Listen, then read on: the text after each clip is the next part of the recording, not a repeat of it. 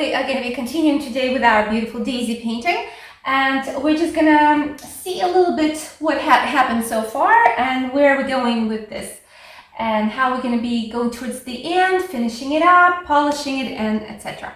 So okay, so far we have this beautiful mush going on. We started our daisies far in the background and we want to pull them out a bit. So we have a lot of big, beautiful mush, white, beautiful daisy mush flowing here. It's a nice movement, and since it's not built completely yet, it's a good idea right now to take a look at it for a very extended period of time and see if this is the movement that you want. If you want to add more of this mush, beautiful mush, white daisy mush, or if you want to maybe lessen the mush, or if you want to change the movement, to change kind of the flow of this white mass.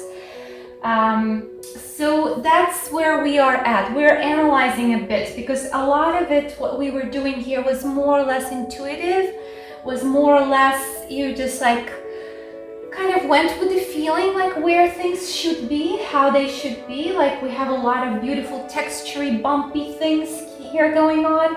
We have a lot of beautiful colors going on. We are starting our foreground here, bigger size daisies. We're going to be pulling them out so that we have a bit of a perspective in our painting. So it's not just the small little mush, but the difference is, so we have this smooth sky, we have very bumpy texture, kind of the field and mountains.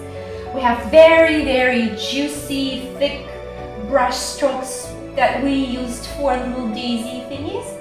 And we've got now here, we will be building up some bigger sized flowers, daisies as well, but they are going to be our little guys that are going to be pulling the foreground out.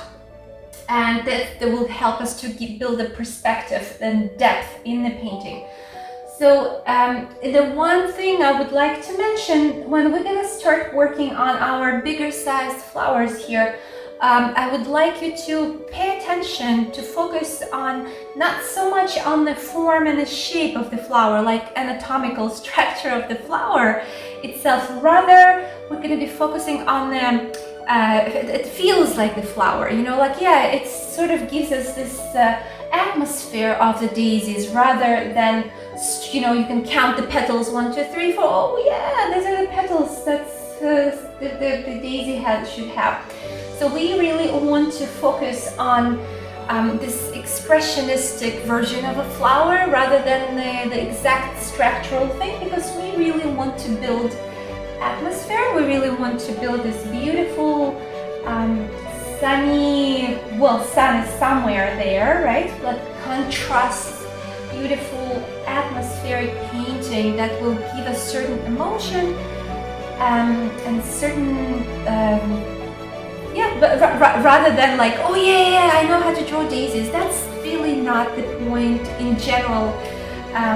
We really everybody can draw a daisy, like truthfully, you know, you sit and you take, you know, a daisy and you start copying all the petals there, but create the atmospheric environment where daisies are growing, and it gives you certain like emotional, you respond emotionally to this painting. That is completely something else, and that's what we're focusing on, right?